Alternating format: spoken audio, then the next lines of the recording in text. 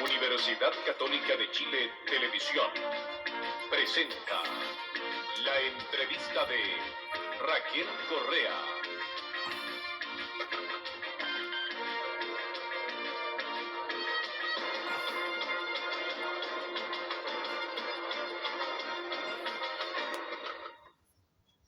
Muy buenas noches. Para los jóvenes de hoy, don César Ruiz Danjó es apenas un senador designado. Para la gente que tiene algunos años más, el general del aire César Ruiz Danjó fue protagonista de uno de los capítulos más importantes de nuestra historia reciente. El 20 de agosto de 1973, este país estaba en ascuas. Renunció a la comandancia en jefe de la FACH, el personal de la Fuerza Aérea se acuarteló ese día, daba la impresión de un verdadero golpe de Estado dentro de la FACH. Exigían que él se mantuviera en su puesto. Hubo una tensión tremenda, recuerdo como si fuera hoy, en el Ministerio de Defensa. Reuniones, nadie sabía dónde. Una multitud se juntó esa tarde frente a la casa del general César Ruiz Danjó y él tuvo ese día la gentileza de recibirme.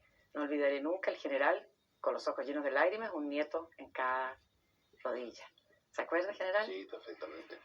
Ese día era prácticamente el comienzo, el detonante de la historia que se iba a desencadenar y terminaría en el golpe de Estado.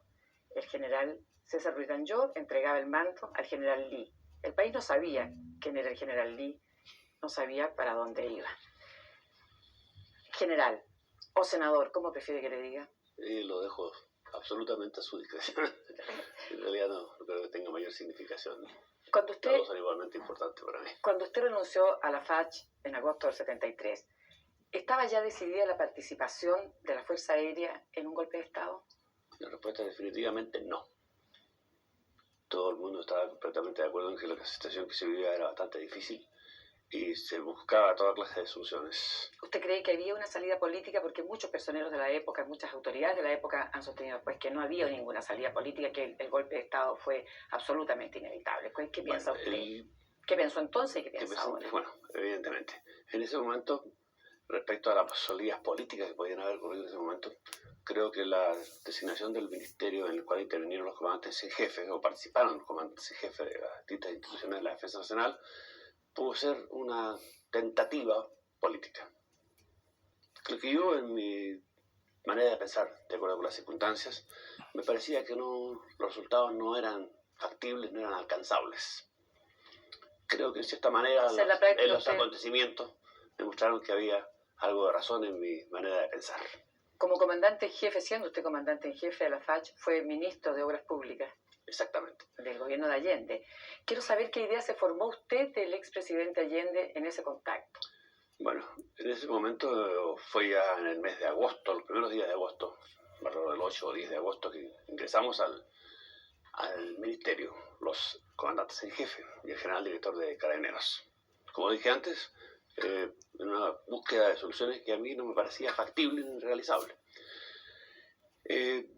La presencia del presidente Allende en ese momento, lógicamente, estaba influenciada fundamentalmente por la situación que se vive en el país, que era difícil. Cualquier otra expresión que se use no correspondería a la realidad.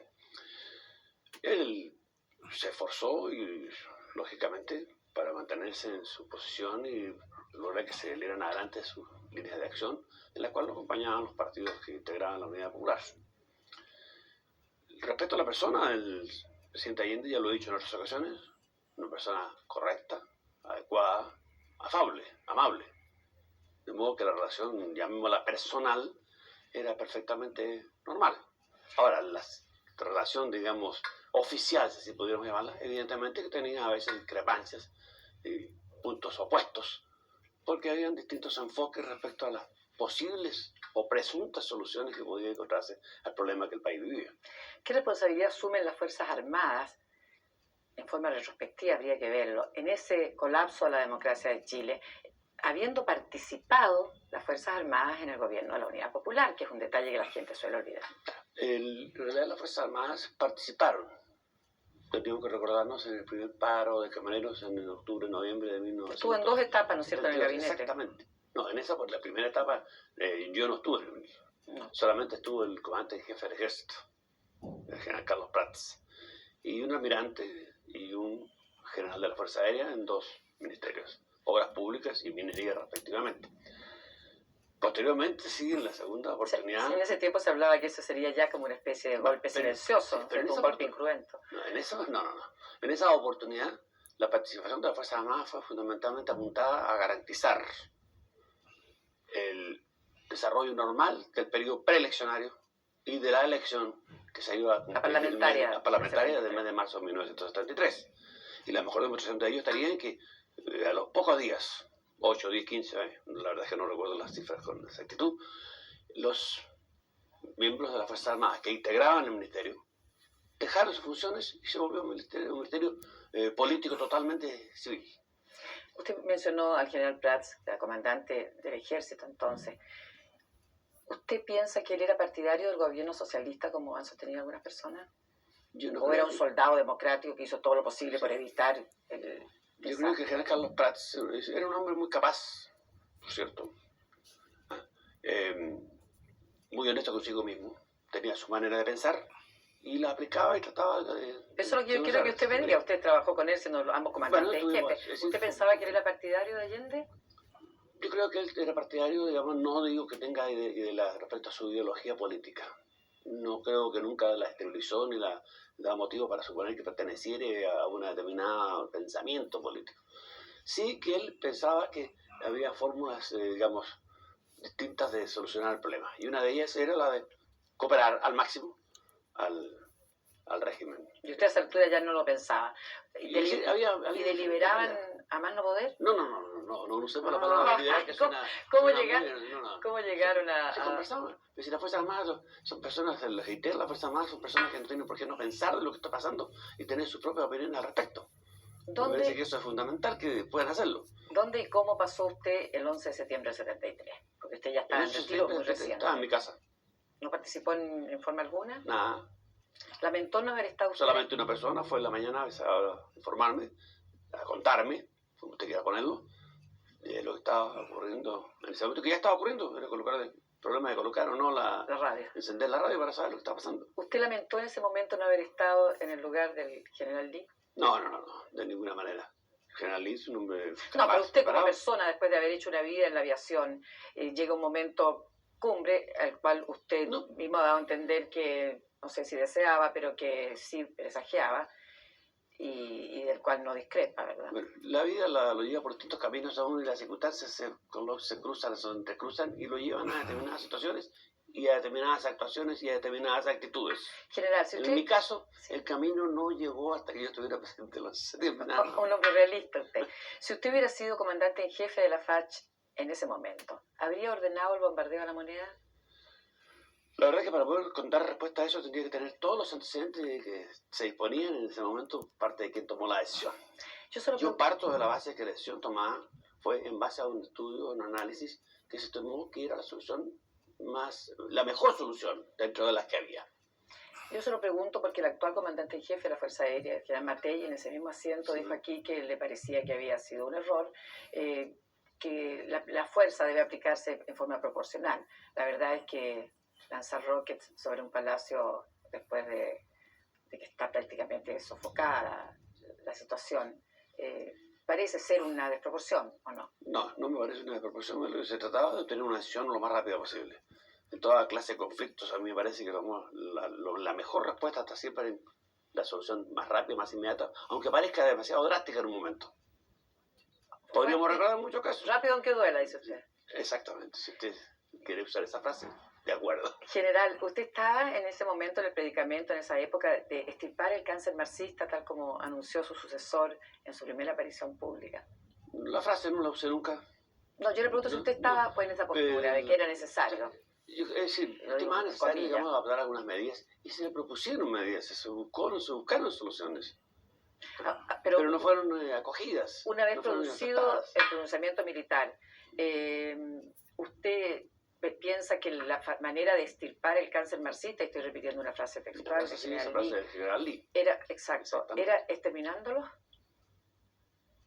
No diría yo eso.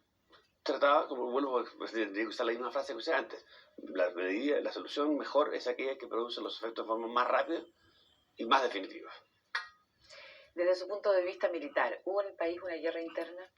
Bueno, este asunto de la guerra o tentativa de guerra o enfrentamiento es una cuestión de matices. Por ahí en alguna parte me preguntaron lo mismo, le dije yo, bueno, es muy diferente la situación de la persona, del soldado que va caminando por la calle y de repente siente que le disparan y no sabe ni siquiera de dónde provienen estas balas. Ese hombre está viviendo una guerra y no dígase lo que se diga, él se siente en guerra. Él está en guerra. Distinto está la persona que está en su casa viendo televisión y podría incluso estar viendo la misma escena. Entonces eso es un problema de matices. Y de vivirlo, dice Mira, usted. ahora hay guerra. ¿Cuándo hay guerra? Cuando hay un ejército o una fuerza armada, voy a decir, organizada. Cuando hay el armamento necesario para poder que esta fuerza armada actúe. Cuando hay la voluntad de que haya un enfrentamiento, una lucha. Bueno, en esa época la había o no la había. Yo creo que no es difícil pensar que sí. Había armamento, lo sabemos perfectamente bien. Está comprobado, ha sido visto, ha sido fotografiado, filmado, exhibido. Había tropas, sí, había 15.000 hombres que habían llegado a Chile para entrenar a otras personas, para entrenarse ellos y para organizarse. O sea, tenían un organismo militar. Usted podrá decir que era mejor, que era peor, que era grande, que era chico. Eso ya es materia de... ¿Y había la voluntad de enfrentamiento o no la había? Si tuvimos los enfrentamientos, bueno, la lucha de uno de con su otro. respuesta habría que concluir que usted piensa que sí hubo una guerra interna. Exactamente. Desde Con ese- los matices, y acepto Desde ese que punto cada de uno quiera vista, ponerle. desde ese punto de vista general, desde ese mismo punto de vista militar, la pregunta es, ¿se respetaron las leyes de una guerra?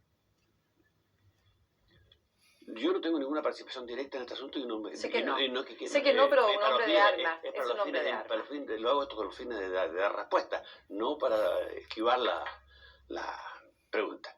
Y me decía usted que si había habido... Habiendo habido guerra interna, sí, ¿se respetaron las leyes de la guerra? respeto. Yo creo que en general sí. En general sí. Ahora, en una guerra en que los valores están un poquito trastocados, por cierto, bueno, hay personas que actúan de manera diferente, distinta o se exceden. Eso puede ocurrir, suele ocurrir. Y bueno, ¿y a ¿Usted quién se diría puede concretamente, responsabilizar general, eso? que aquí hubo excesos, que hubo abusos? Excesos, abusos, no sé si las palabras sean exactamente, yo trato de ser muy cuidadoso con la expresión exacta. Sí, hubo diferentes actitudes, ¿Qué diferentes reacciones. Se ha llegado a determinar Y para poderlas entre entender, 800 y 1000 personas muertas y desaparecidas, unos 1000 más es decir, fusilados evidentemente que sin juicio. las personas que hayan legal. desaparecido, que han sido fusiladas a través de un juicio, evidentemente que no es lo mejor. Por cierto que no es lo mejor. Y ¿Pero creo usted que todo lo el mundo... justifica? No, es justificarlo en el sentido de decir si está bien hecho, no. Sí entiendo que las circunstancias pueden conducir o llevar a actuar de una manera determinada. Que al día siguiente cambiada las circunstancias, cambiada la situación, cambiado el ámbito, el entorno, se puede actuar de manera completamente diferente. Y eso no quiere decir que ni un día ni otro esté... Es una reacción natural a los hechos, a las circunstancias, al ámbito, como digo, que se está... Hablando de guerra, ¿cuánto diría usted que duró? No, ahí sí que no. Realmente no ¿Cuánto tengo... tiempo estuvo el país en esa situación de guerra interna? Porque algunos hablan de que eso duró 48 horas, otros Bueno, hay dicen que unos, duró años. hay unos enfrentamientos que ocurrieron en el año 75, incluso 76. Entonces podríamos decir que la guerra había tenido etapas, podríamos decir, si usted quiere analizarlo de esa manera. Rebrotes. De modo que rebote o un renacimiento, digamos, de la... ¿Qué piensa usted como militar, como ciudadano, como cristiano? ¿Qué piensa usted de la Comisión Verdad y Reconciliación? Yo creo que tiene una labor importante que realizar. Y creo que lo ha hecho hasta el momento de forma muy bien y ateniéndose a lo que se dijo que iba a cumplir, que era reunir información y llegarla, digamos, para que las autoridades competentes sean las que tomen las decisiones.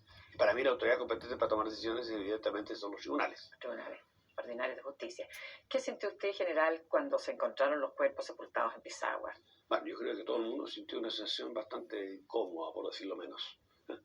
Porque evidentemente es algo que no es usual ni podría ser. Ahora, bueno... ¿Una sorpresa para usted? En cierta manera sí. En cierta manera sí. Pues de estas cosas se habló mucho, de que había ocurrido esto, lo otro, pero el que no estaba directamente ahí no podía tener los antecedentes como para formarse un juicio claro, preciso, definitivo sobre el particular. A usted no se fue de la Fuerza Aérea Sí. Absolutamente, se retiró, pero quedó usted en contacto con el gobierno militar. Correcto. Por tanto, yo muchas preguntas se las hago también en ese sentido. Usted fue rector delegado de la Universidad de Chile, Correcto. por ejemplo. Y tengo una gran satisfacción recordarlos. ¿Sí? ¿No cree que es uno de los capítulos más En lamentables absoluto. de la historia cultural de este país? Es decir, es posible que sí sea, pero en ese momento era una medida que había que tomar. Y lo que respecta a mi participación, estoy profundamente reconocido a quienes me colaboraron con tanto entusiasmo, con tanto espíritu académico, con tanto espíritu universitario. ¿Debió haber durado tanto Evidentemente- la intervención de la Universidad de Chile? No sé. Yo estuve en los primeros 10 meses y a eso me atengo. En estos días se está volviendo a discutir y la Corte Suprema acaba de dar un veredicto respecto a la ley de amnistía. ¿Usted piensa que la ley de amnistía, yo entiendo que usted no es un hombre de derecho, pero No. será un hombre de derecho? Sí, eso lo dejo. Y ahora es usted lo legislador. juzgue y posiblemente lo que nos están escuchando. Y ahora es legislador general. La ley de amnistía, ¿piensa usted que no debe tocarse, no debe moverse? Yo creo que está bien así como está. Y le voy a dar la razón por la cual pienso. Más allá de su valor intrínseco, si pudiéramos decirlo, tiene una gran ventaja que es mirar hacia el futuro y olvidarse del pasado. Yo creo que en este país todos los chilenos estamos en este momento decididos absolutamente desde lo más íntimo de nuestros corazones, de nuestros sentimientos, a unirnos, a trabajar en conjunto, a llevar a Chile adelante, a donde realmente le corresponde, a donde tiene posibilidad de llegar. ¿Usted interpreta? Para eso hay que olvidar, sin que signifique que no se sienta pena, etc.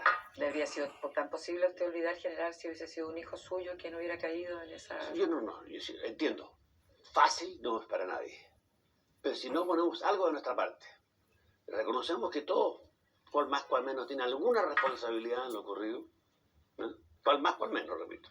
Pues ahora cada uno definirá. Su interpretación de la ley de amnistía no le corresponde como legislador, pero es posible que hubiese alguna iniciativa legal al respecto. ¿Usted piensa que es no investigar, porque la ley de amnistía pues es no castigar? Sí. ¿A su juicio no se debe investigar? No, sí debe haber investigación, por cierto que sí. ¿Aún del periodo? Sí.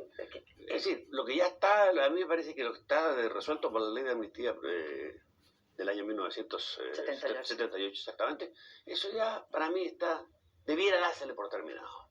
Pero, ¿cómo es posible? Volver y volver es reabrir heridas y reabrir problemas, recrear, en su fallo, reiniciar cosas ya definidas, resueltas. La Corte Suprema habla de que no se puede volver, que tiene que respetarse la ley de amnistía. Exactamente. Pero la ley de amnistía, y lo reconoce la propia Corte, también todo delito tiene una penalidad por un lado y tiene una reparación civil por el otro, o una penalidad civil, sí, si se pudiera así decir. Sí. Entonces, al no investigarse, es imposible cumplir con la segunda misión, que es la de reparación, y que es una de las cosas que busca la Comisión Verdad y Reconciliación que usted acaba de... Bueno, se trata justamente de eso, pero yo creo lo fundamental para mí que se averigüe, se investigue, habrá casos en los cuales necesariamente habrá que tomar alguna determinación en cuanto a sancionar, a castigar, en fin, de alguna manera. Pero mi manera de ver las cosas es que hay que hacer cuanto esfuerzos sea posible, cuanto podamos aportar cada uno de nosotros, cada uno de los chilenos. Todos tenemos para algo olvidar que y no para saber la verdad. Para ir, sí que entre la verdad y olvidar hay un periodo de que alguien lo dijo, no sé, o lo leí, o no sé, pero de que hay un periodo entre las ambas cosas en las cuales tiene que cada uno hacerse un autoexamen, un examen de conciencia, Claro. Y determinar si tiene o no tiene responsabilidad y qué puede hacer. Y la verdad es que yo creo que todo el mundo tiene algo de responsabilidad, mayor o menor. General, o mejor, usted pertenece al círculo de almirantes y generales en retiro. ¿Concuerda usted con que haya sido expulsado el general Toro, director de investigaciones de ese organismo? Eso está dentro de las atribuciones del... Yo le pregunto si usted concuerda. Sí, yo creo que sí. ¿Significa eso que un general en retiro no tiene derecho a disentir de la voz mayoritaria o oficial? No. No se trata de disentir. Yo creo que todo el mundo puede y debe disentir. Es honesto disentir. ¿Cómo ve Es usted? deshonesto, digamos, no expresar una manera de pensar distinta de quien está. Pero hay maneras y situaciones y situaciones. Yo en este caso creo que no debiera haber actuado de esa manera. ¿Cómo ve usted a sus camaradas de armas reinsertados en la democracia? ¿Fue bien? Sin ningún problema. Sí, las Fuerzas Armadas chilenas desde la independencia y quizás de antes han tenido una participación clara, definida, y en un momento determinado se vieron abocados a un problema vital, importante, que incidía en el futuro del país del cual todos formamos parte y para el cual todos queremos lo mejor.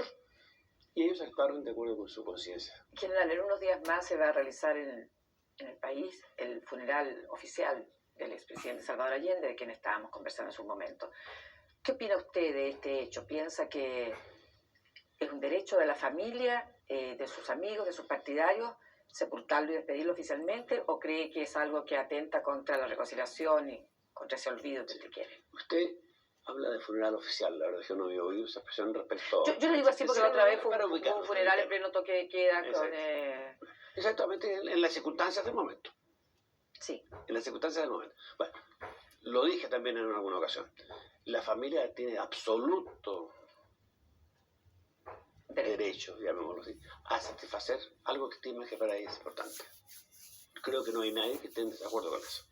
Lo importante es que la ceremonia que se va a realizar, o las ceremonias que se van a realizar, se le dé el contenido que corresponde a eso.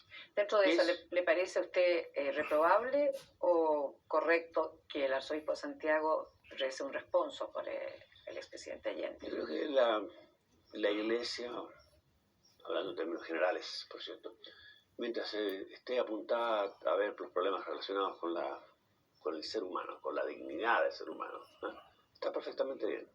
No cuando ya desea o actúa de manera, digamos, que se salga de ese marco que ya mencioné. Dentro de toda esa ceremonia, ¿no debiera recibir honores militares el expresidente Allende como...? Bueno, en primer lugar, la familia no aspira ni desea honores militares, y lo mismo parece ser que opinan muchas personas dentro del ámbito de los partidos políticos que apoyaron al presidente Allende. ¿Usted piensa que el gobierno del presidente Elwin no debiera participar oficialmente en la ceremonia? Esa es resolución del... No le molesta. Aquí hay un problema de si es una ceremonia oficial o una ceremonia oficiosa, es un asunto semántico terrible. Claro. ¿no? Pero para la sensibilidad de las Fuerzas Armadas, ¿eso no resulta incómodo? Yo creo que no, que las Fuerzas Armadas no van a participar en la ceremonia. Entiendo que no solo entiendo, es el deseo de la familia, así lo ha planteado, sí. Lo han planteado en sus declaraciones y, como digo, también lo han hecho personeros destacados de los partidos políticos que acompañaron al presidente Allende en su gobierno. General, ser un salto, senador designado, ¿no le produce una sensación menoscabada? ¿O usted está orgulloso de ser senador designado? Es decir, de ser senador, sí. Designado no, porque no. Lo he dicho varias veces que no es la palabra que a mí me satisfaga. No porque bueno, pero es la realidad. Nada. Si esta es la realidad, usted no fue elegido en elecciones populares. Bueno, es una ¿qué pasa? Particularidad de esta cosa. Exactamente, no fui elegido, yo digo que hemos llegado al Congreso por una vía diferente a la electoral. Claro. Y es perfectamente constitucional. Pero usted se siente muy cómodo con los demás, no se siente menoscabado. No tengo ninguna clase de inconvenientes en lo personal con nadie, con ninguno de ellos. Ahora sé que muchos de ellos, perfectamente, y lo han expresado, así que no hay nada oculto en esto, han expresado que están en disconformidad con el sistema. Todos han tenido la gentileza de decir que no tienen nada contra las personas, lo que les agradezco, por cierto. Pero yo digo lo siguiente, se considera que nuestra presencia ahí es antidemocrática, porque no hemos sido elegidos en votación popular, que no representamos la opinión y el pensamiento del pueblo. Y yo me pregunto, leyendo la Constitución, ojeándola así para formarse un poco de cultura jurídica, digamos. Pero, ¿qué ocurre o qué va a ocurrir si en alguna oportunidad alguno de los señores parlamentarios, voy a decir, pero sin senadores, ¿verdad?, deja de ejercer sus funciones por alguna razón? No hay nadie que lo siga de acuerdo con las normas prescritas por la Constitución política. Y el partido político al que él pertenecía designa, hace una terna y se la lleva a la Cámara correspondiente. Claro, y la persona designada. Hereditario. ¿Cómo es la cosa esa? ¿Usted piensa que esta institución debiera ¿No le parece a permanecer? usted que...? Sí, es que es una particularidad, realmente Entonces, va a ser una rareza si alguien Bueno, debe ser una vez. debe ser sustituido. Pero está establecido en la Constitución como un asunto totalmente ¿Piensa usted que debe factible y realizable. mantenerse No, el senador designado? comparemos ambos casos. ¿Qué Sí, va a pasar sí. cuando entre por la puerta del Senado ese senador elegido de esa manera, designado de esa manera? Claro, Le van a pero, decir pero va a estar designado, reemplazando a uno que es de su mismo color político. Resulta que en el Senado, de los 47, 38 son elegidos, Sí, 9 sí. son designados. Y esa designación es la que, ese grupo designado es el que decide en realidad la mayoría, porque ninguno, ni la Concertación, ni Democracia y Progreso tienen la mayoría suficiente para votar Pero ¿y ni quién siquiera sabe las leyes por simples. qué no está esa mayoría? Bueno, yo le quiero preguntar, hasta este momento ustedes prácticamente siempre han actuado como un grupo, y un grupo anexado a Democracia y Progreso. No, esa es una interpretación. Y le digo, miremos todas las votaciones que ha habido. Mayoría suficiente para votar Pero ¿y ni quién siquiera sabe las leyes simples. por qué no está esa mayoría? Bueno, yo le quiero preguntar, hasta este momento ustedes prácticamente siempre han actuado como un grupo, y un grupo anexado a Democracia y Progreso. No, esa es una interpretación. Y le digo, miremos todas las votaciones que ha habido y va a ver usted que en la mayor parte de las ocasiones ha habido votos, yo voy a decir, discrepantes para demostrar que no estamos actuando como bloque. Del primer momento se dijo que nosotros éramos un bloque y desde la primera votación, la elección del Por lo presidente, menos en la primera, sí. desde la primera se produjo algo distinto a lo esperado. No voy a decir ninguna otra, no lo voy a calificar de ninguna otra manera. A ver, el voto secreto, cuénteme, ¿usted votó por Gabriel Valdés como presidente del Senado? Dice que se me olvidó en el minuto mismo que entregué mi tarjeta. Mire qué memoria tan práctica. Sí, pero no En todo caso, ¿cómo encuentra que lo ha hecho? Que Gabriel Valdés ¿Sí? ha tenido una muy buena acción, definitivamente. Ha cumplido muy bien con la función que le corresponde. Y sé que es un papel que, lo veo que es un papel que no es fácil y que hay que manejarlo bien y él lo ha hecho. General, última pregunta. Hablamos del general Toro y de su informe, Sí. no hablamos, pero resulta que su informe aludía directamente a la Fuerza Aérea. ¿Hay unidad en la Fuerza Aérea? Absoluta. Ahora, lo he dicho también, porque ninguna de estas cosas, todas las preguntas son las que circulan siempre. He dicho muchas veces que en la Fuerza Aérea posiblemente haya posiciones discrepantes de respecto a una determinada solución de un determinado problema. Y lo mismo pasa en cualquier organización que es viva, que es dinámica. La Fuerza Aérea lo es, no me cabe, pero ni la menor duda que lo es. Tuve 37 años en ella, creo conocerla un poco. Y vivo distintas etapas. Yo le agradezco mucho, general, senador, este recuerdo del pasado, esta pasada por el presente y esta mirada al futuro. Con ustedes la próxima semana. Muy buenas noches. Universidad Católica de Chile Televisión presentó la entrevista de Raquel Correa.